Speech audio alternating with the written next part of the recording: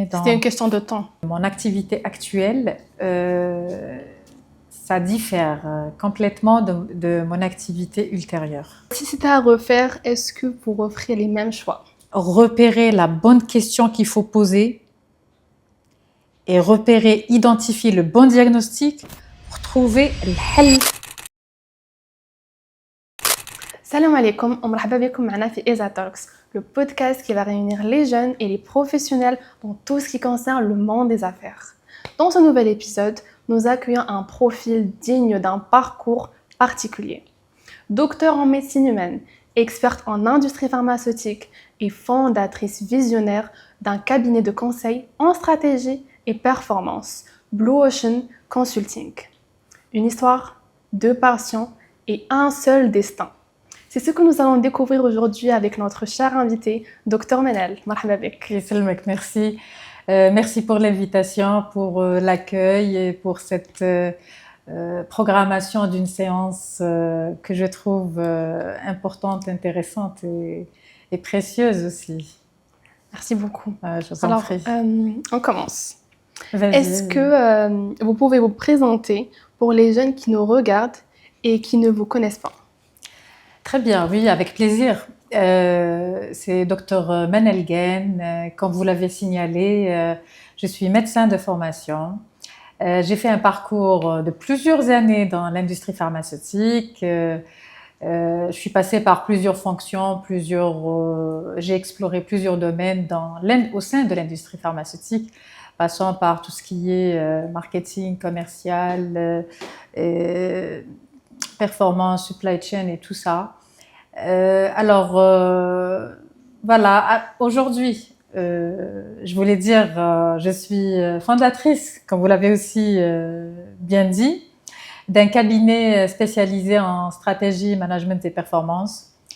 Et je le dirige à la fois. Très bien. Voilà.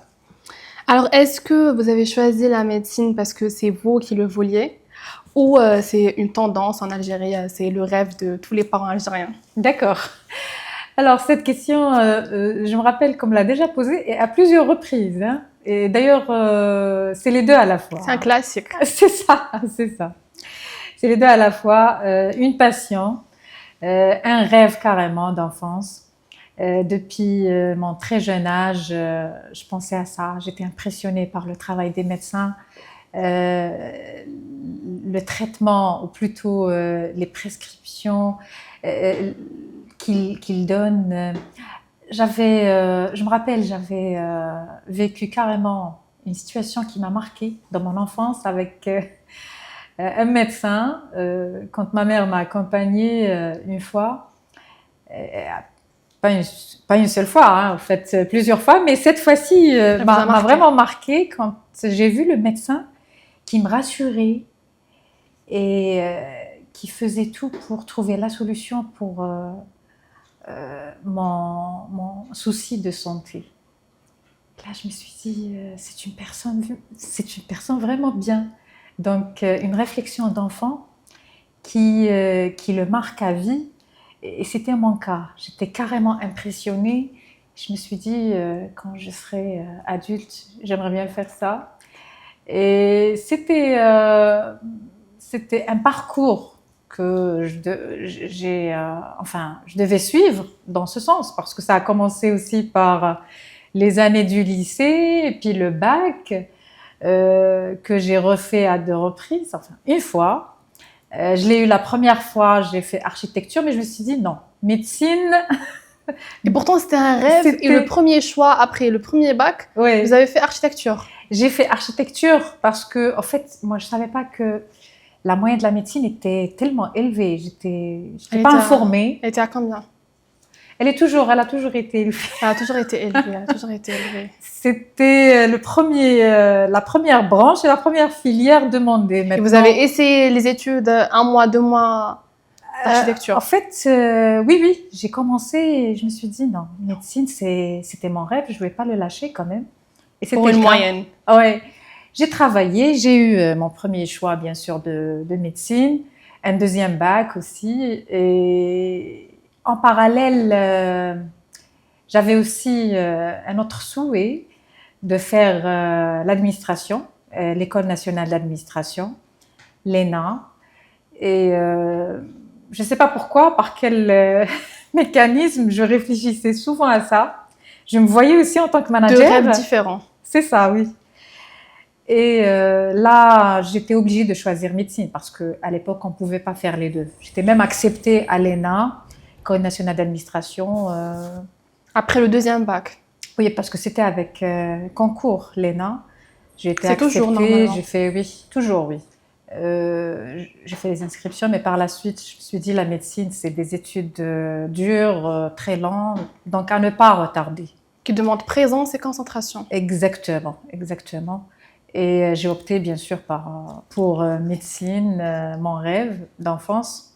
Mais dans ma tête, j'avais toujours cette idée qui murmurait à chaque fois, oui, je vais revenir au management et à l'administration. Voilà, en stand-by, effectivement. Et voilà, c'était ça. Super. Alors, vous êtes médecin de formation. Qu'est-ce qui vous a poussé à explorer un autre domaine sans jamais quitter votre identité de médecin? Très bien, oui. À la base, je suis médecin de formation, effectivement. Et quand j'avais décidé de passer ou d'explorer autre chose, c'était pas d'une manière brusque. En fait, c'était suite à mon parcours, à mes pratiques, à la pratique plutôt médicale, et suite à une analyse carrément approfondie de mon entourage, de ma pratique en tant que médecin, qui m'a poussée à réfléchir sérieusement à ça, sachant que j'ai gardé... Il n'y avait pas eu un déclic ou un truc qui vous a vraiment poussé? Il n'y avait pas uniquement un, mais il y avait plusieurs. C'était un verre qui se remplissait et après il y avait la goutte. C'est ça, effectivement. Alors, ça a commencé quand j'ai commencé déjà à travailler, je me rappelle, en tant que médecin à l'hôpital. Et là, en tant qu'interne aussi. Et là, j'avais vu autour de moi le besoin et la nécessité d'accompagner les médecins dans leur travail ordinaire, quotidien. Pas ordinaire, enfin, dans leur travail noble, mais je voulais dire... Les missions quotidiennes. Les missions quotidiennes, effectivement. Il y a du personnel qui les aide, il y a toute une administration, direction, une gestion, des moyens qu'il faut aussi mettre sur place pour l'aider à bien accomplir sa mission noble. Et pareil pour le patient, qui a besoin pas uniquement du médecin, il a besoin aussi de l'infirmier, de l'anesthésie, enfin d'une présence d'un personnel autour de lui. C'est tout un accompagnement. Les médecins de toutes les spécialités, bien sûr, et aussi un personnel il y a le personnel soignant d'une manière générale. Exactement. Et aussi les gérants aussi, qui veillent sur, bien sûr, l'hospitalisation, sur la disponibilité du traitement et ainsi de suite. Donc, tous ces paramètres autour de moi m'ont amené à réfléchir sérieusement à mon objectif ultérieur qui était... Pas accompagner les médecins, mais maintenant accompagner les entreprises. Oui, qui était aussi la gestion, l'administration et tout. Voilà, c'était le deuxième en fait, déclic, parce que le premier, c'était carrément mon choix. Exactement. Après avoir eu mon bac. Voilà. Très bien. Alors, en tant que médecin praticienne, passer du public au privé en radiodiagnostic, cette expérience a-t-elle influencé votre ouverture vers d'autres domaines? Très bien. Effectivement, là, on parle du troisième déclic. Oui, parce qu'effectivement, il y avait plusieurs paramètres qui confirment à chaque fois mon choix de me lancer et de suivre un parcours dans tout ce qui est stratégie, management et performance. Parce qu'en fait, ça a commencé par la performance dans l'industrie pharmaceutique et le management en parallèle. Mais dans radiodiagnostic, quand je suis passée au privé pour pratiquer la médecine dans un cabinet de radiologie, la principale mission ou l'objectif principal, c'était d'avoir ou de préciser le diagnostic, le bon diagnostic pour arriver au bon traitement. Donc, on le faisait, bien sûr, ça se faisait à partir des explorations, des analyses, comme tout le monde le sait. Oui. Je ne parle pas uniquement des gens du domaine médical, je parle de toute la population. On le sait. Voilà. Donc, ça passe par des explorations afin d'arriver au bon diagnostic qui nous aide à avoir ou à prescrire le bon traitement. Et j'avais confirmé que ça commence par un bon diagnostic. Si le diagnostic est erroné, la situation par la suite peut être carrément catastrophique. Exactement. Oui, parce que là, on parle de vie humaine. Et d'espoir. Et d'espoir, effectivement. Surtout d'espoir. Donc, j'avais vraiment compris quand je pratiquais, quand j'étais médecin praticienne dans ce cabinet, j'avais vraiment compris l'intérêt de faire un bon diagnostic. Bien sûr, à l'aide des explorations, mais à l'aide aussi d'une réflexion et d'une analyse approfondie et précise. Très bien. Voilà, donc ça m'a aidé aussi à confirmer et à me lancer davantage dans le domaine de stratégie management. Est-ce que votre vision et vos objectifs étaient programmés dès le départ ou bien ça s'est construit au fur et à mesure? Pour être sincère avec vous, ça a commencé par un plan déjà. Même si je n'étais pas consciente à 100% quand j'étais très jeune, en fait, au lycée, mais le fait que penser à deux choses et reporter la deuxième pour prochainement, c'était déjà un plan. Voilà. Et dans le subconscient, je travaillais sur ça sans faire attention. On dit vraiment, on attire ce qu'on dit. Exactement, exactement.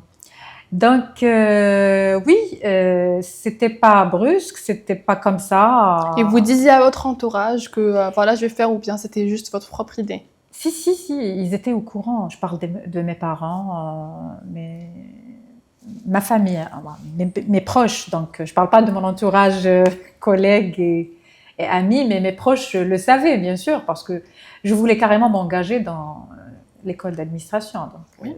Ils savaient que j'avais priorisé la médecine pour la durée,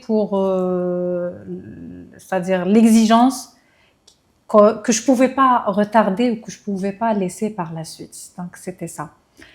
Revenons à votre question. Concernant le plan ou la programmation, oui, effectivement. C'était programmé. À chaque fois, je le pensais. À chaque fois, je le confirmais. C'était une question de temps. C'est ça, dans mes pratiques. Et à chaque fois, je cherchais l'opportunité là où je peux réellement l'exercer ou, c'est-à-dire, le réaliser. C'était je parle de l'objectif. Voilà. C'était pas une question de mektoub avec les... Oui, mektoub en tant qu'Algérienne musulmane, bien sûr, on parle toujours de mektoub. Non, mais parfois, par exemple, on a des rêves, on a des rêves d'enfance. Et ensuite, au fur et à mesure, on les change. C'est ça. On n'y tient pas vraiment. Exactement. Mais quand on est vraiment, c'est-à-dire rassuré et sûr de nos capacités, quand on sait qu'on peut vraiment bien faire les choses, là, à mon avis, à partir de là, on peut se lancer. Après, quand on est jeune, il y a beaucoup d'enfants qui sont vraiment influencés par l'entourage, par les parents. Effectivement. C'est les parents, dès leur jeune âge, la maman, elle lui dit toi, tu vas faire médecine quand tu vas grandir. Du coup, il kber avec l'idée, moi, je vais être médecin. Et après, quand il est vraiment dans le bain, il comprend que c'est vraiment pas fait pour lui ou c'est pas réellement ce qu'il aime. Donc, ça aussi, c'est un problème. J'avais vu des exemples dans ce sens. Parce qu'effectivement, parfois, on ne donne pas vraiment la chance ou l'opportunité à l'enfant ou l'adolescent ou le jeune pour bien réfléchir à son avenir. Et on le conditionne déjà, dès le début. Parce que les parents veulent que du bien pour leurs enfants, c'est clair. Mais après, il y a des parents qui s'attachent à leurs rêves qu'ils n'ont jamais réalisés. Par exemple, il y a des mamans qui rêvaient d'être médecin, mais qui n'ont pas pu. Peut-être c'était une cause de, je sais pas, après, en 1900, là, c'était pas comme maintenant. Les femmes n'étaient pas vraiment libres, C'est vrai, c'est ni vrai. les femmes, ni les hommes.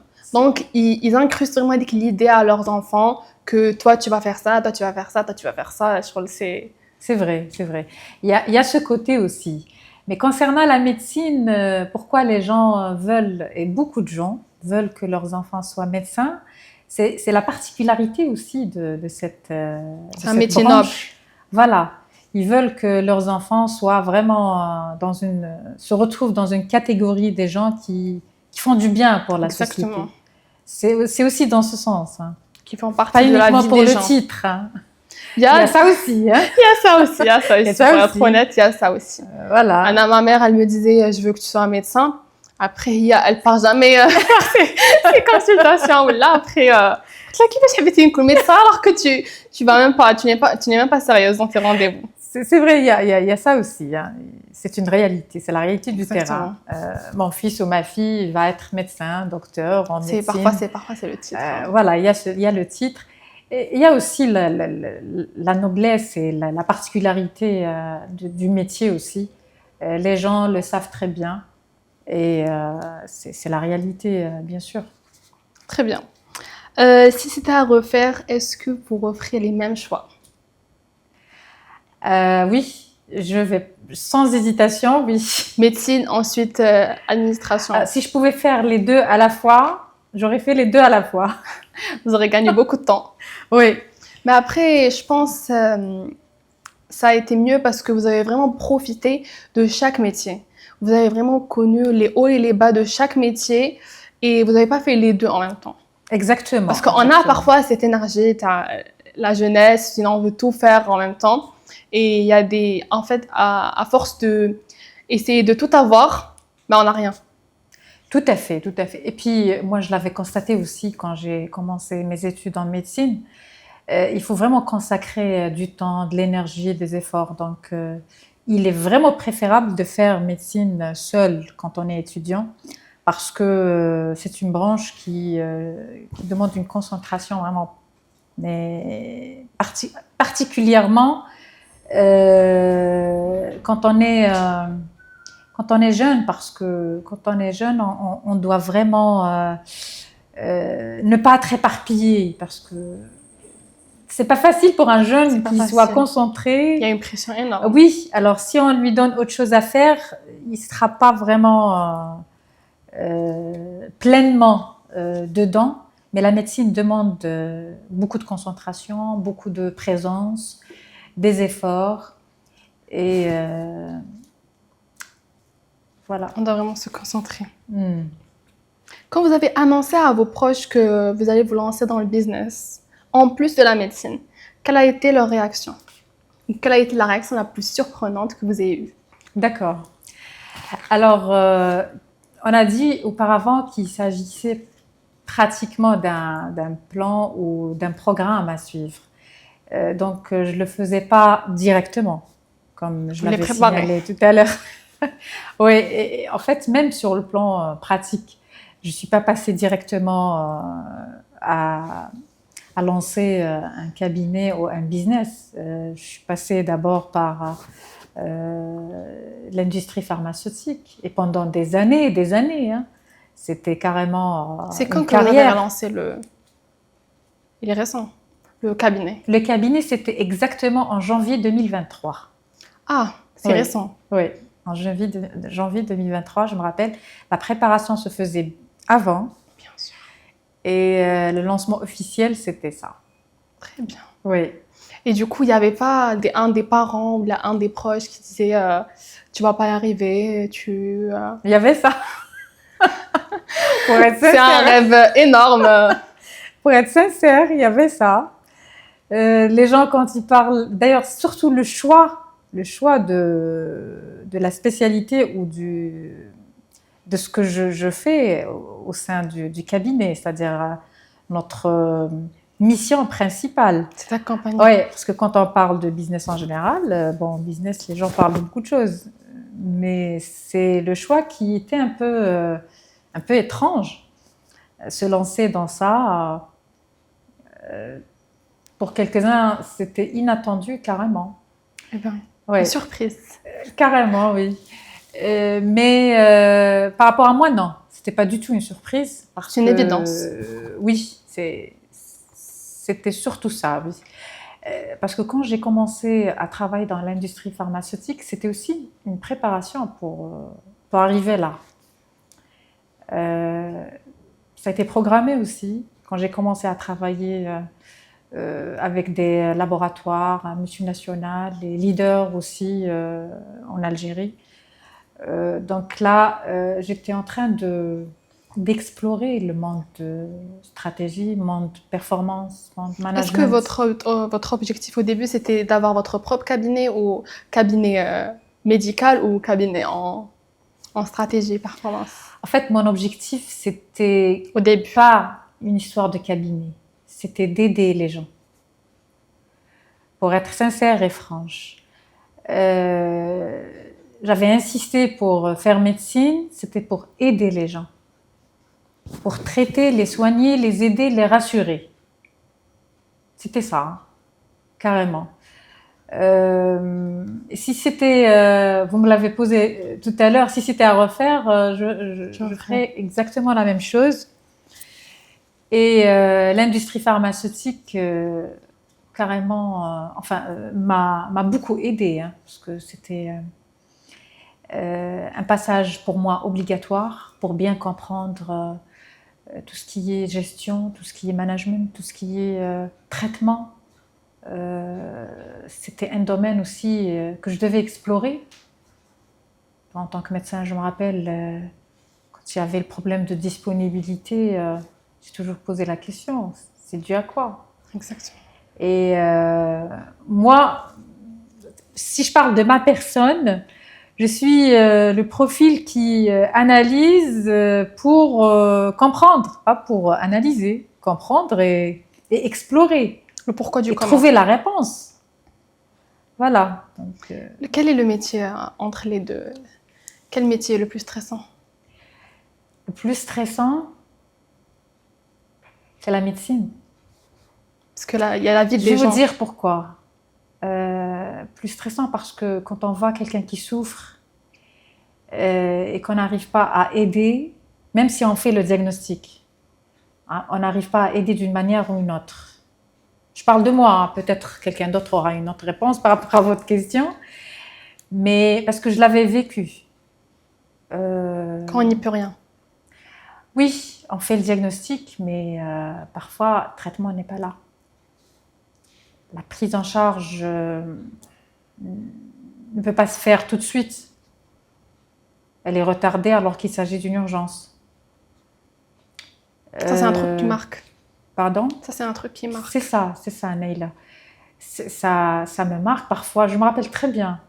Parfois, je ne dormais pas la nuit, hein, sachant que tel malade n'a pas reçu son traitement, qui n'est pas disponible le jour même, qui sera disponible peut-être pas dans quelques temps, mais le jour même n'était pas disponible. Et en tant que médecin, j'étais consciente de l'urgence. Parfois, l'hospitalisation n'est pas possible parce que il n'y a pas assez de place, peut-être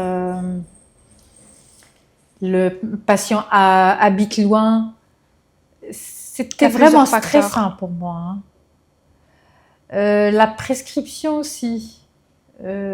Parfois, quand on dit je devais peut-être donner ça en parallèle, c'est lié avec la conscience aussi. C'est surtout la conscience, oui. Exactement. Sachant que même le domaine du management et stratégie est très stressant aussi. Hein. Exactement. C'est aussi un accompagnement, mais c'est pas un accompagnement de personnes, c'est plus d'une entreprise. Ah ben oui, c'est vraiment stressant. Je dirais que les deux domaines sont exigeants. Et la médecine, c'est plus émotionnel. Demande beaucoup de rigueur. La médecine, il y a plus de l'émotion, parce qu'il y a plus un contact avec les malades.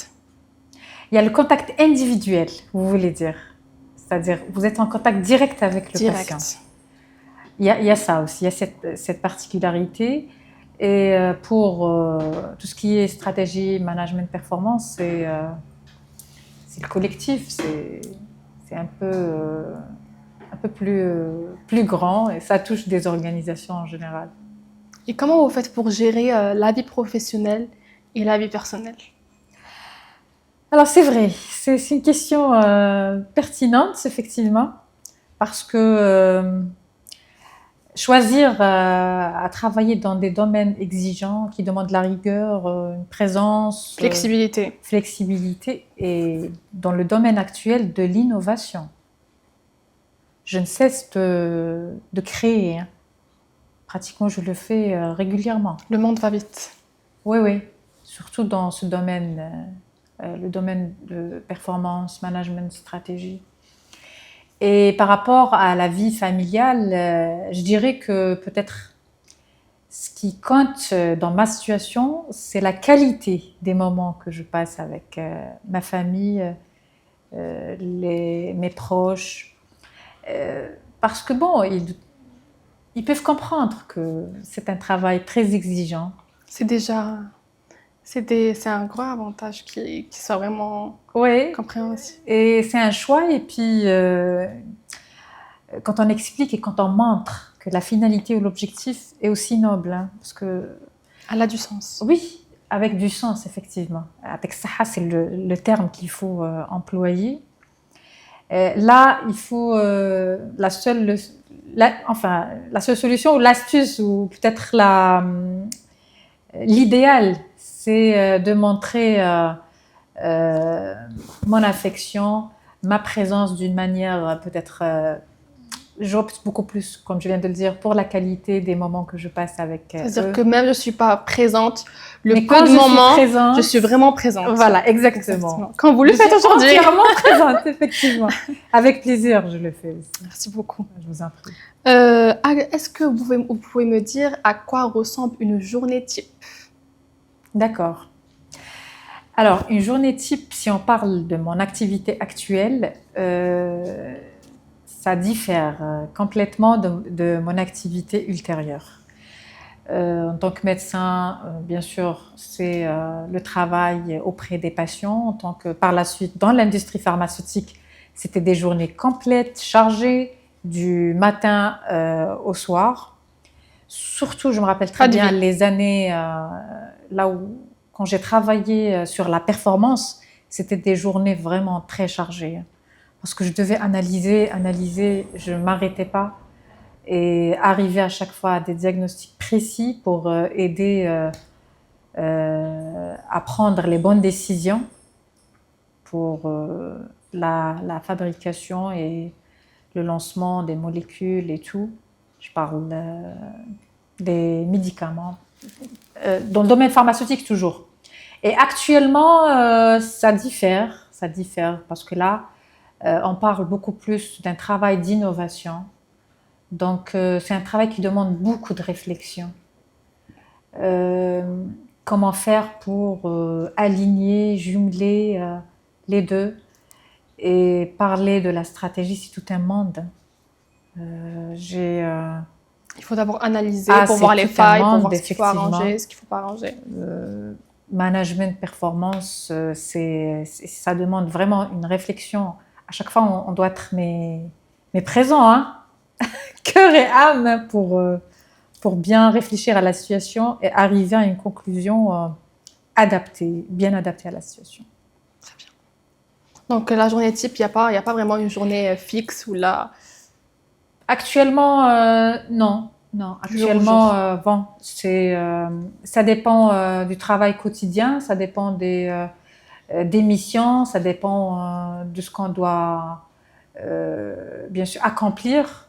Donc voilà. Mais ce qui est sûr, ce qui est commun à tous les jours, c'est qu'on doit réfléchir, innover et créer. Voilà. Justement, pour avoir toute cette énergie, est-ce que vous avez une arme secrète pour vraiment rester performante et toujours rester dans l'innovation, de nouvelles idées, ramener de nouvelles idées, de nouvelles approches et tout? Est-ce qu'il y a une arme secrète ou un secret Avant tout, c'est la passion. Hein. C'est notre énergie, si on parle de ressources, c'est beaucoup plus la passion. Il faut aimer. Pour bien réussir dans ce qu'on fait, il faut vraiment aimer. Moi, je le confirme et je le constate aussi. C'est vrai. Quand on aime, on a l'impression qu'on n'est pas en train de travailler. On est en train d'exercer Passion. une passion, oui. Ça, c'est la première raison ou la première cause ou explication par rapport à votre question. Et deuxièmement, il y a aussi côté spirituel, un peu de sport pour rester en forme, en pleine énergie, même si c'est pas évident parfois, c'est un peu difficile parfois, on se sent vraiment fatigué. Oui, c'est vrai. Parfois même le sport, on n'a pas envie. Ah oui, à force de réfléchir, de créer, d'essayer d'innover, mais n'oublie pas que ces domaines sont vraiment très exigeants et demandent beaucoup de rigueur. Hein. Et actuellement, avec ce que je suis en train de créer, de mettre en place, je l'avais pas trouvé ailleurs. Je parle d'ici. Hein. Je ne suis ni en train de copier, ni en train de refaire ce qui a été fait. Donc, à chaque fois, je dois vraiment réfléchir, avoir tous les paramètres, les détails nécessaires pour arriver à ma conclusion ou à réaliser l'objectif souhaité. Et vous vous êtes lancé seul dans C'est Blue ça. Ocean. C'est ça. Oui. Comment vous êtes arrivé à vous lancer seul? Il y a beaucoup de personnes qui vont dire ouais, c'est un risque et après tout ce parcours de médecine et de pharmaceutique, directement conseil en stratégie et performance. Comment vous êtes arrivé à vous lancer seul? C'est vrai que les gens disent que c'est risqué. Mais c'est ceux qui n'ont jamais essayé. Oui, mais d'autres non, ils comprennent parfaitement. Il y a des profils, des gens que j'ai rencontrés qui sont vraiment à l'écoute, ils comprennent, mais d'une manière très claire pour eux. Pour eux, c'est quelque chose de, voilà, on veut le faire, on le fait. Voilà. C'est une passion, on doit la suivre, pourquoi pas. Mais c'est vrai, avec d'autres, je trouve parfois des difficultés à expliquer, à dire oui, même si c'est risqué. La vie sans risque n'a pas de sens. N'a pas de sens, c'est vrai. Il faut prendre le risque. À mon avis. Oui, risquer, mais risquer pour quelque chose qu'on aime. Pas uniquement quelque chose qu'on aime, mais quelque chose qui peut apporter une valeur ajoutée pour notre société et pour notre entourage. Et je crois réellement à ça. C'est pour cette raison que j'ai pas hésité à me lancer. Parce que vous saviez que vous allez apporter ce petit plus. Oui, même participer un tout petit peu, pourquoi pas. Mais l'essentiel, c'est de se lancer. Accompagner des organisations dans la stratégie, dans le management, la performance, créer, innover des nouveaux concepts adaptés à notre société et à notre pays. L'Algérie, à mon avis, c'est quelque chose de magnifique. Même si c'est risqué, on va le faire. Ça vaut le coup. C'est ça, oui. Donc, je réponds, j'explique aux gens qui sont peut-être qui trouvent que c'est un peu, c'est-à-dire inhabituel, pour ne pas dire bizarre ou étrange, mais inhabituel. Mais par la suite, je sais qu'ils vont comprendre, ils finissent par comprendre. Ils vont voir l'impact. C'est ça. Tôt ou tard. C'est ça, c'est ça. Vous avez reçu un prix récemment. Est-ce que vous pouvez nous parler de ce prix et parmi les prix que vous avez eus auparavant, lequel vous a le plus marqué ou ça a été vraiment un truc dont vous êtes vraiment fier? D'accord. Effectivement, j'ai reçu un prix Most Dynamic Entrepreneur from Algeria with Spirit of Innovation in 2025. Et là, c'était vraiment un honneur pour moi. C'était une très belle surprise. Pour être franche, je ne l'attendais pas. Comment on fait? On postule ou c'est vraiment... Non, je n'ai pas postulé. Un jour, j'étais en face de mon PC, je reçois un email. Vous êtes choisi pour ce Ils vous ont classement directement prise en ce tant que classement. candidate. C'est ça, on m'a pris et on m'a contacté, on m'a dit, on vous a désigné comme the most dynamic. Donc directement, on vous a désigné. C'est pas on vous a désigné en tant que candidate. Et ensuite, il y a eu un petit concours. Ils m'ont Non. certainement désignée en tant que candidate à l'avance, parce que moi j'avais reçu ça un peu plus tard. J'avais pas fait attention dans le quotidien parfois on est dépassé en fait par les événements du quotidien. Je l'avais reçu un peu tard, quelques temps après l'envoi, mais c'était pas une candidature en fait ou un classement. Ils avaient fait ça auparavant et on m'a envoyé le résultat final. Conclusion. Je suis voilà désignée pour ou élue pour cette position et cette reconnaissance, je dirais. Et ça m'a fait franchement plaisir, hein, parce que là, je me dis, waouh, après tout ce travail, les gens, même en dehors des frontières, ils voient ça, ils le remarquent, ils le constatent et ils me félicitent. Très bien. C'est vraiment une fierté pour vous, d'après ce que je vois. C'est ça, oui. Et en plus, ce qui était vraiment une fierté aussi, c'était From Algeria. Donc, je représente avec ce titre l'Algérie. Et ça, c'est une double fierté. Parce que déjà, vous le faites pour ça. Exactement, oui. Et les participants, les gens qui participent en général à ce genre de classement, ils viennent de l'Europe, de l'Afrique, Middle East. Et là, franchement, je suis vraiment honorée. Il y avait aussi d'autres participations ici en Algérie, avec bien sûr des certificats de reconnaissance aussi, que ce soit dans le domaine consulting ou dans le domaine healthcare, les soins de santé d'une manière générale, que ce soit santé ou pharmaceutique. Voilà. Très bien. Non, mais le plus récent, c'est celui qui vous a le plus marqué. Ah oui, c'est le plus récent. Très récent, ça fait pas longtemps. Oui, j'ai vu sur LinkedIn. D'accord. Alors, est-ce que vous avez déjà fait une erreur dans un projet? Erreur? On est des humains, on est des êtres humains, on peut faire des erreurs. Une grosse erreur qui est vraiment impactante. Vous savez, c'est à partir des erreurs qu'on apprend en général. Mais en fait, moi personnellement, on dit que je suis perfectionniste, donc je fais vraiment attention aux détails. Mais dans vos deux métiers, que ce soit médecine et consulting, les erreurs ne vous impactent pas à vous. Oui. Ils impactent soit les malades, soit les entreprises. Entièrement d'accord. C'est pour ça que c'est stressant peut-être plus que d'autres, je dirais, paramètres, pour ne pas dire secteur. Tout est stressant. Le travail doit se faire d'une manière correcte. Mais quand on fait des erreurs, on doit tout simplement assumer.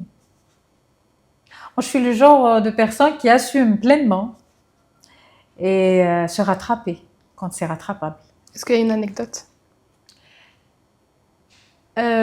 Franchement, je dois réfléchir. Bon, peut-être. Il n'y en a pas beaucoup alors. Peut-être parfois on passe à côté. Hein. Parfois on se dit j'aurais dû faire ceci au lieu de cela. Oui, ça m'arrive souvent. Mais j'essaie à chaque fois de me rattraper, de faire vraiment de mon mieux pour essayer de rectifier, pour ne pas avoir l'impact négatif. Donc, je suis très exigeante envers moi-même et parfois ça me stresse aussi. Je dois réfléchir à beaucoup de choses à la fois et revenir en arrière. J'ai fait ça, j'ai pas fait ça, je dois refaire ça. Vous avez déjà eu un burn-out par rapport à cette pression que vous mettez? Ah, c'est une bonne question. Oui, je passe parfois par des périodes vraiment de fatigue. Ah, je me dis, non, là, je dois m'arrêter, je dois me reposer. Parce qu'on a zéro idée. Quand on est vraiment fatigué, c'est bon, on ne peut plus rien faire. Et on doit s'arrêter, effectivement. Parfois, ça ne dure pas en général, hein, parce que je suis une personne très, très dynamique. J'aime bien faire quelque chose. Je ne peux pas me retrouver En plus, avec le sport en sans parallèle, travail, sans rien du tout. Oui. avec le sport en parallèle, on évite. C'est ça. C'est un truc qu'on évite sans même faire exprès, mais le sport déjà, on s'évade. En faisant du sport, on s'évade. Le sport m'aide énormément. J'ai toujours fait du sport depuis Régulièrement. un très jeune âge. Oui, ça m'aide. Je ne peux pas vous dire à quel point ça m'aide. Il y a le sport et le côté spirituel aussi. Hein. Mais ça m'aide, mais franchement, d'une manière vraiment significative. Voilà. Il a vraiment un grand impact, le sport. Hein. Tout le monde conseille de faire du sport. Normalement, c'est une nécessité pour tout le monde. Oui, parfois, c'est pas évident. Et je comprends. Hein. Les gens qui ont un programme très chargé, et quand on a un programme très chargé, c'est pas évident. Mais il faut qu'on s'organise, on n'a pas le choix. Parce que le sport, pas uniquement pour l'esprit, pour le travail, ça aide aussi par rapport à notre état de santé. Exactement. Parce qu'on va l'assumer tôt ou tard. Si vraiment on est sous charge ou sous pression tout le temps, on va l'assumer tôt ou tard. Et ça va être sur la santé beaucoup plus. Et le sport peut être un traitement parfois, oui. Dans quelques situations. Traitement pour l'esprit, traitement pour le corps, carrément. Pour tout. Oui. Arrivé à ce stade, vous avez fait médecine. Ensuite, vous avez fait pharmaceutique. Et maintenant, vous êtes fondatrice de votre propre cabinet. Est-ce que vous avez atteint vos objectifs ou toujours pas? Alors, atteindre les objectifs concernant les rêves que j'ai déjà tracés quand j'étais adolescente, je dirais oui, c'est aussi en cours parce que je me suis déjà lancée en tant que médecin, je me suis lancée aussi dans le management. Le management, j'ai fait carrément, j'ai choisi de faire des études après avoir fait une carrière plutôt dans l'industrie pharmaceutique. Et c'était à travers l'ESA. Oui, on va en parler du MBA. Voilà. Donc oui, j'ai commencé à réaliser mes objectifs et c'est en cours aussi. Et ça va être Vous avez dépassé les 50%. Alors en pourcentage, je sais pas. Mais vous avez quand même réalisé pas mal de rêves que vous aviez. Oui, alhamdoulilah. Je dirais alhamdoulilah, bien sûr. C'est avec l'aide du bon Dieu, Rabbi Subhanahu, avec l'aide de ma famille, mes proches, ma volonté, bien sûr, et avec beaucoup, beaucoup de persévérance. Est-ce que vous pensez que si vous n'auriez pas eu l'aide de vos proches, mais si vous n'auriez pas eu l'aide de vos proches, est-ce que vous pensez que vous serez arrivé à ce stade? Il y a des personnes qui commencent seules, vraiment seules. Il y a un pourcentage peut-être comme vous l'avez signalé, de 50% de le faire, oui, ou peut-être plus. Oui, parce que à mon avis, il faut pas vraiment avoir tout et c'est-à-dire être vraiment accompagné pour faire ce qu'on veut. Certes, c'est pas évident quand on est vraiment seul, mais le faire étape par étape, même si on échoue, mais il faut jamais perdre l'espoir. À mon avis, c'est faisable, bien sûr. C'est faisable. Oui. Mais c'est toujours bien quand on est vraiment fatigué, quand parfois ça nous arrive de perdre espoir, d'avoir une personne qui nous demande de tenir le coup. Oui, bien sûr. On est des êtres humains. On a besoin de l'aide, on a besoin d'être rassuré, on a besoin d'être écouté. Même si on est fort de caractère, même si on a des passions qui nous poussent et qui nous motivent à continuer, mais ce côté est très, très important, bien sûr. L'accompagnement d'une personne qui ne nous laisse pas tomber ou lâcher prise. Effectivement. Comment vous avez vécu la période du Covid? Ah, très bien. Période difficile pour tout le monde, pour le monde entier. Ça a changé un truc ou des trucs? Oui. Énormément. C'est à partir de cette période que j'avais concrètement décidé et pensé à lancer mon cabinet. Ah, c'était pas une idée avant? Je voulais dire concrètement. Voilà. Pourquoi? Parce que l'idée, oui, je l'avais depuis longtemps. Mais si on parle du concret, c'était durant cette période. Pourquoi? Parce que, en fait, j'étais à un certain moment désignée pour un poste de project leader dans l'industrie pharmaceutique. C'était un projet de medical devices. Et c'est à partir de là que je me suis dit, là, je dois m'informer davantage. Et c'était durant le Covid. Donc, j'avais pris mon temps, une coupure carrément, une petite coupure. Parce que moi, je ne peux pas rester longtemps sans rien faire. Une toute petite coupure et qui m'a donné vraiment envie à entamer des études de management. Et par la suite, j'avais lancé aussi des projets dans les produits pharmaceutiques, dans le domaine pharmaceutique. C'était à titre familial. Et j'avais commencé mon aventure dans les études en management. Ici, MBA. Ici à l'ESA. On va en parler. L'exécutif MBA, tout à fait. Et c'était pour lancer mon cabinet de consulting que je gère actuellement. Donc, est-ce que c'est cette pandémie qui a été l'élément déclencheur pour quitter les laboratoires, les leaders pharmaceutiques et se lancer vers... Non, c'était pas la pandémie, le Covid qui m'a poussée à quitter. Non, j'ai pas quitté pour ça. Mais le Covid m'a donné à réfléchir, à concrétiser réellement sur le terrain. Je me suis dit, c'est le moment, c'est bon. Voilà, c'est à partir de maintenant que je dois me lancer réellement. Voilà, et j'ai commencé à faire mes études à l'ESA. Et en parallèle, c'était une période de préparation pour le lancement concret sur le terrain de mon cabinet. Est-ce qu'il y a un cliché sur les médecins qui passent au business? Parce il y a certainement des questions qui se posent, hein. Ça c'est clair. Comment médecin vous êtes passé? Comment ça, médecin, vous êtes dans consulting, mais business, pharma, il y a beaucoup d'exemples. Oui. Oui, pharma, entre médecins pharmaceutiques, il y a beaucoup d'exemples. C'est toujours dans les soins de santé, mais quand on parle de stratégie, management et performance, sachant qu'on les exerce aussi dans le domaine pharmaceutique, ça fait partie de l'exercice. Alors, je dirais que le laboratoire pharmaceutique, c'est une entreprise. Même l'établissement clinique, c'est une entreprise. Oui, avant tout. Qui demande une stratégie, du management et de l'amélioration et de l'analyse de la performance. Donc, à mon avis, tout est lié. Je ne suis qu'en train de créer des ponts. Essayer de trouver le lien entre tout ça. Voilà.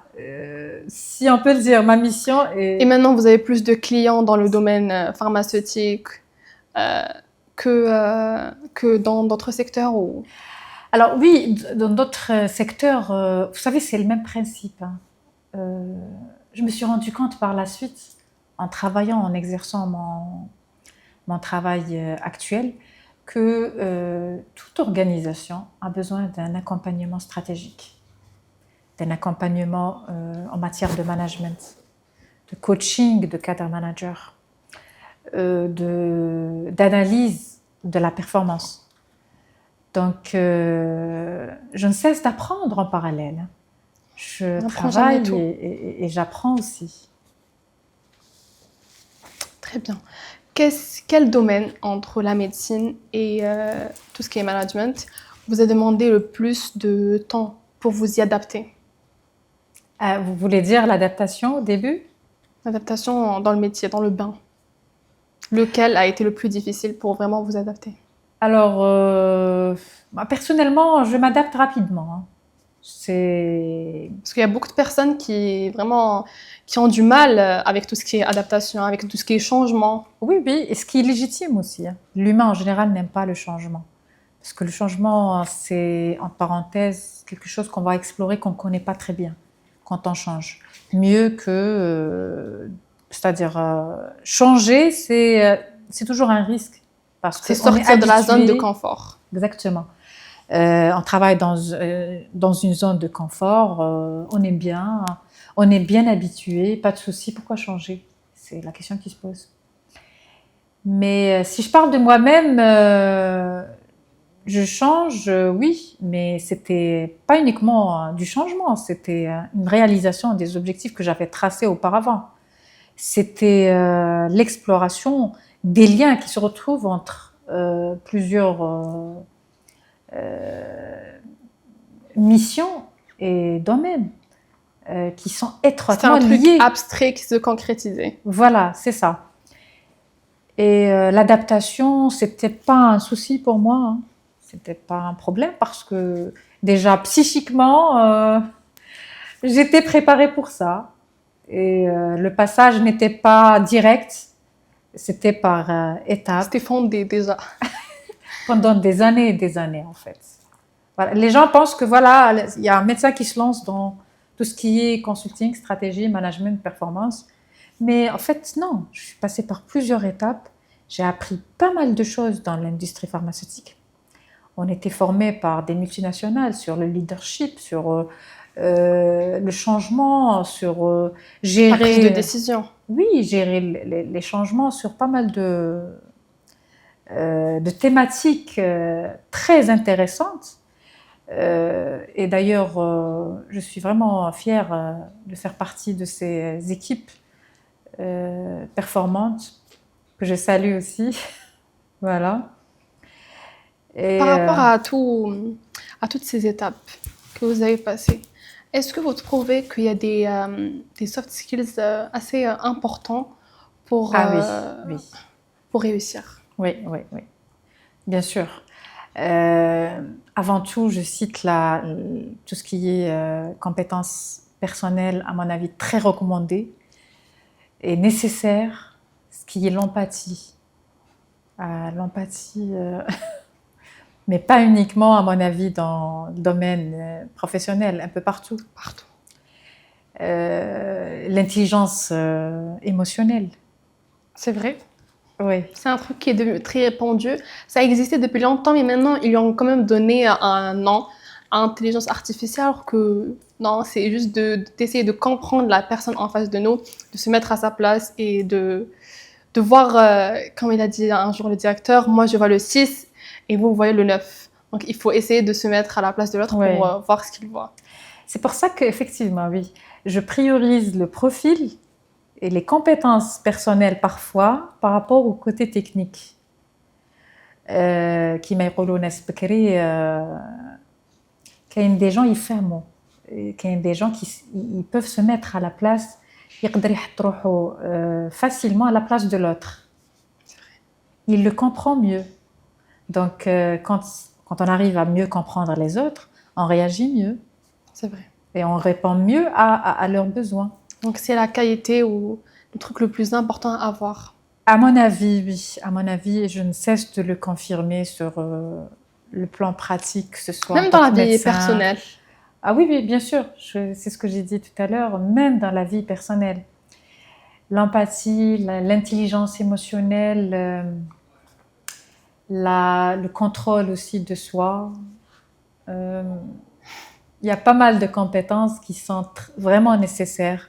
Alors encore plus au jour d'aujourd'hui avec le développement technologique et l'intelligence artificielle. Vous savez, il y a plusieurs tâches techniques maintenant sont assurées, mais d'une manière très performante par l'intelligence artificielle. Pas mal de trucs sont automatisés. Oui, mais je le redis encore une fois, la place de l'humain avec ses compétences personnelles ne peuvent pas être remplacées par la machine. Même si beaucoup de personnes qui utilisent ChatGPT, ils disent qu'il essaie de comprendre et qu'il part vraiment beaucoup plus sur les émotions que sur tout ce qui est direct. Il y a des personnes qui disent que ChatGPT me comprend mieux que les gens. D'accord. Donc il a quand même ce côté émotionnel. Oui, il y a le côté émotionnel, mais il ne peut pas, sur ce plan, remplacer l'humain. L'humain, avec la raison et le cœur jumelés à la fois, peut vraiment réaliser des miracles, enfin, des choses Vous très... utilisez dans votre quotidien ChatGPT? Oui, je l'utilise. Parfois, il est d'une douceur. Il est vraiment utile hein, Très utile. dans notre travail. Et parfois, je dis Dieu merci qu'on se retrouve dans cette époque. Parfois, je me demande comment j'aurais pu faire ceci sans sa présence. Ça mais aide. voilà. On ne sait pas si c'est vraiment un danger ou pas. Oui, mais bon, on ne peut pas peut-être répondre actuellement, mais on aura la réponse très prochainement. Surtout, après ici, on peut, quand on est en Algérie, si on est vraiment à jour avec tout ce qui se passe à l'international, on peut s'attendre, voir à peu près ce qui arrive. C'est ça. Donc, mais je dirais que les deux, une personne qui a des compétences personnelles, à savoir, qui m'a relâché tout à l'heure, l'empathie, l'intelligence émotionnelle et d'autres compétences, accompagné avec le travail fourni par l'intelligence artificielle, bon.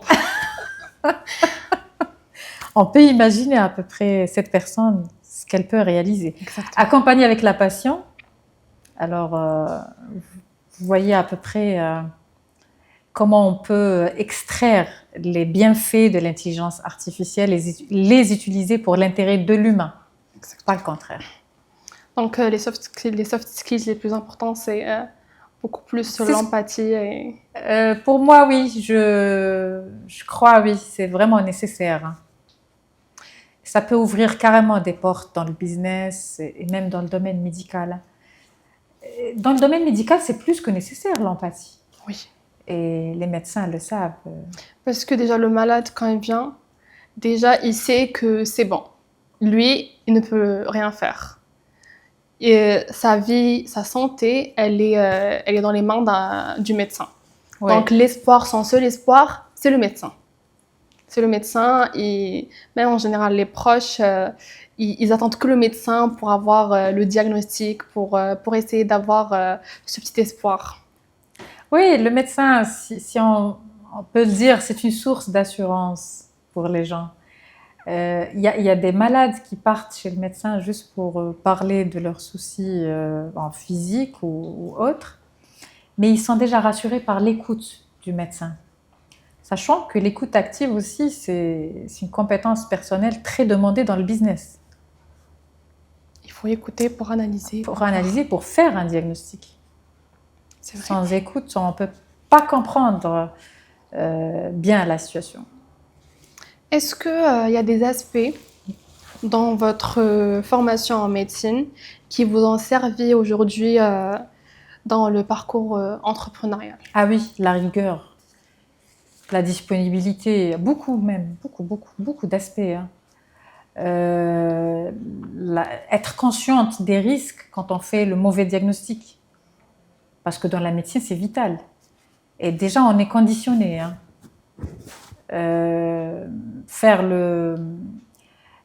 Se mettre à la place du patient.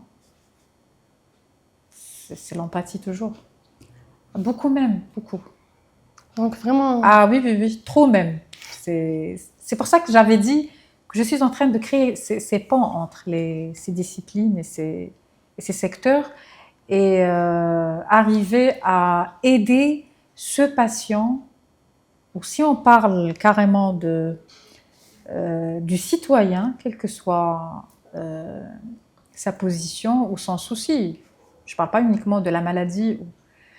Arriver à l'aider avec, bien sûr, avec toutes ces paramètres, en fait. Je parlais de tout ce qui est rigueur, disponibilité, être à l'écoute, se mettre à sa place. Donc, il y a beaucoup de... Et c'est une question très, très pertinente. Merci pour la question. J'ai beaucoup aimé, effectivement. Vous avez fait, ou durant la pandémie, c'est la période où vous avez décidé de vous orienter plus ou de concrétiser l'idée de faire votre propre cabinet. C'est Et ça, pour oui. arriver à cela, vous avez fait un MBA, un EMBA, ici à l'ESA, donc, Exactement. mon école. En quoi l'EMBA vous a vraiment servi et comment vous en avez tiré le maximum de cette formation? Alors, c'était une très belle aventure qui était aussi programmée, bien réfléchie. Je me rappelle très bien de la première fois quand je suis arrivée là. Et on m'a posé la question, c'est votre choix ou peut-être c'est dans l'entreprise, enfin l'entreprise qui vous a désigné pour ça. Je leur ai dit, c'est mon initiative et c'est pour un objectif bien précis. À partir de là, ils ont compris que voilà, c'est une idée mûrement réfléchie. Et j'étais vraiment contente quand j'ai été acceptée. J'avais commencé avec une très belle équipe, le groupe, les collègues que je salue aussi. J'ai appris pas mal de choses, hein. Franchement, sur le plan leadership, sur le plan management, sur le plan business d'une manière générale. Et les profs qui étaient aussi, qui nous accompagnaient, À la surtout, hauteur. ouais, surtout ma tutrice, qui m'a vraiment accompagnée, qui m'a donné des conseils qui restent toujours précieux. Donc, vous en avez quand même tiré beaucoup, notamment de la formation des collègues et de ce que vous avez Des aussi enseignants aussi. auparavant. Oui, bien sûr, bien sûr. Comme je l'avais dit, je ne cesse d'apprendre. On apprend toujours et moi j'aime bien apprendre. Je crois que je vais apprendre jusqu'au dernier jour de ma vie.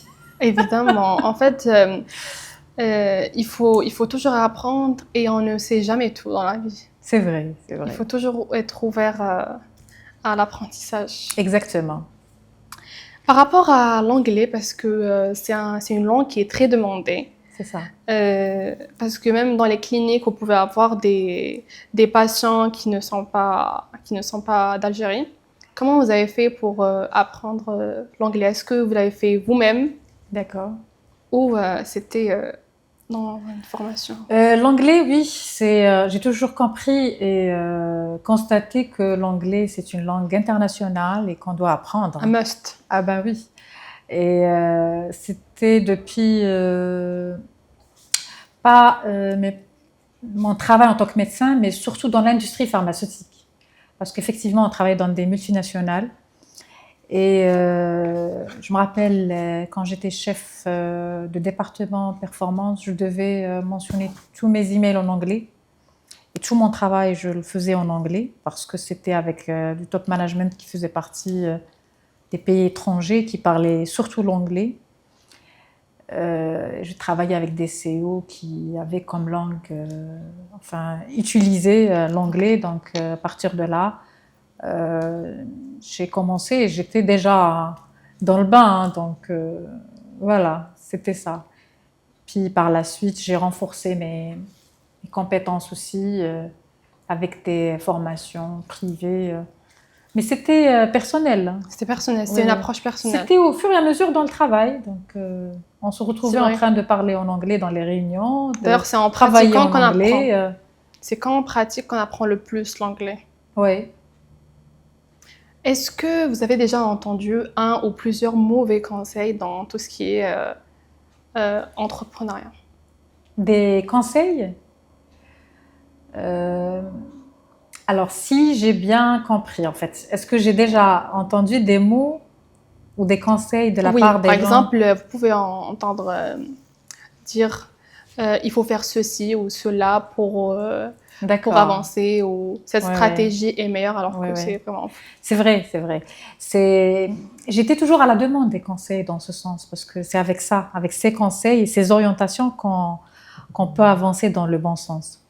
Et effectivement, j'avais reçu des orientations de la part des gens du domaine surtout pharmaceutique et des gens qui font partie d'autres secteurs, hein. Des secteurs variés, des leaders du marché, Bon, je vais pas peut-être citer les noms, mais pas mal de conseils qui m'ont aidé dans mon parcours, qui m'aident toujours. Et je suis toujours à l'écoute, bien sûr. Oui. Là, je me rappelle des conseils. Franchement, oui, c'est des conseils qui m'aident jusqu'à maintenant. Hein. Non, mais est-ce qu'il y a un mauvais? Genre, vous avez entendu parler, pas que par rapport à vous, pas que les personnes qui vous Ah, conseillent. des mauvais. Ah, d'accord. Un mauvais, oui. Oui, oui, oui. Parfois, on se dit pourquoi ce conseil. Hein. On analyse quand même la situation avant de refuser ou de ne pas le prendre en considération. Mais ça arrive, rarement, mais ça arrive. Sans rentrer dans les détails. Est-ce que vous avez déjà eu un moment de doute dans votre carrière? Doute, parfois oui, parfois je En me mode, dis. qu'est-ce que je fais? Parfois oui, pas par rapport à ce que je fais, parce que comme je l'avais dit, c'était programmé. Mes doutes, est-ce que je fais ça de cette manière ou d'une autre manière? Est-ce que le fait de le faire de cette manière, c'était pas l'idéal? Parfois, même quand on programme, ben, quand on le vit, on se rend conscient, on se rend compte que c'est faux. Ou ce qu'on rêvait n'était pas vraiment ce qu'on était en train de faire. Oui, oui. Franchement, sur le terrain, quand on a des idées, c'est magnifique. On veut les réaliser, c'est une passion. Mais sur le terrain, il y a beaucoup de challenges, hein, beaucoup de difficultés. Franchement, il faut vraiment avoir de la force et être persévérant. Parfois, on a une image dans notre tête. Voilà, je vais faire ça, ça, ça, ça. Quand on arrive, on se dit, mais j'aurais dû réfléchir à tout ça. On ne prend même pas en considération des détails, en fait. Je peux donner des exemples. Par exemple, on veut préparer un dossier et pour nous, c'est bon, dossier d'installation ou autre chose, c'est facile, un dossier nécessaire. Mais on se retrouve sur le terrain en train de préparer un document dans plus d'un mois ou 2 mois. Exactement. Parfois, ça prend plus de On temps, se parfois, dit, ça prend plus d'ampleur, parfois on se moins. dit, oui, j'aurais dû réfléchir autrement si ça demande tout ce temps. Juste un exemple. Hmm. Il y a des challenges sur le terrain, certainement. Et Il faut avoir la force. parfois, oui, parfois on se dit, c'est un peu difficile, mais on se rappelle toujours qu'il s'agit d'une passion, qu'il s'agit d'un objectif à réaliser et il faut être tenace. Hein. Je ne vous cache pas. Ça fait partie des soft skills de la ténacité. C'est ça, oui. Si vous deviez résumer votre parcours en un titre de film ou de livre, Ah, quel d'accord. serait le titre Un titre d'un film? D'accord. qui vous décrit? Ou votre propre Ok. livre ou film? Quel serait le titre? Peut-être le pont entre les passions? Peut-être. Pourquoi? Pourquoi ce titre? Oui, parce qu'effectivement, c'est ce que je suis en train de faire. Hein. C'est de créer des ponts, de lier des choses qu'on pensait être complètement différentes. Ça peut être un beau film. Alors, vous pouvez vous lancer. Pour terminer, D'accord. si vous devez réfléchir à l'impact que vous voulez vraiment laisser derrière vous, que ce soit en médecine, dans le conseil ou simplement auprès des gens, Ah, d'accord. quel Oui. serait cet impact? Ah, franchement, j'aime beaucoup la question. Hein. Derrière moi, ce que je peux laisser, peut-être un héritage en matière de réflexion, mettre en place cette démarche de diagnostic profond. Il ne faut pas voir les choses d'une manière superficielle. Il faut vraiment faire de notre mieux pour ne pas passer à côté des choses intéressantes qui nous aident à améliorer la situation. Persévérer. Oui, persévérer, mais pas que. Je parle du diagnostic profond. Savoir poser les bonnes questions. si j'arrive vraiment à mettre en place ça au sein de mon cabinet et laisser cet héritage derrière moi, ce serait vraiment génial. Cette démarche de diagnostic profond, de poser vraiment les bonnes questions. C'est facile à le dire, hein. On peut le dire, on se dit oui, poser les bonnes questions, ça se fait. Mais croyez-moi, sur le plan terrain, c'est plus qu'important. Savoir poser les bonnes questions peut ouvrir des portes, peut régler des soucis, quel que soit le domaine, hein, pas uniquement médical. Bon, stratégie, ça englobe tous les domaines et tous les secteurs. Et arriver à faire un diagnostic, mais d'une manière profonde, ça peut vraiment régler beaucoup de soucis, beaucoup de problèmes.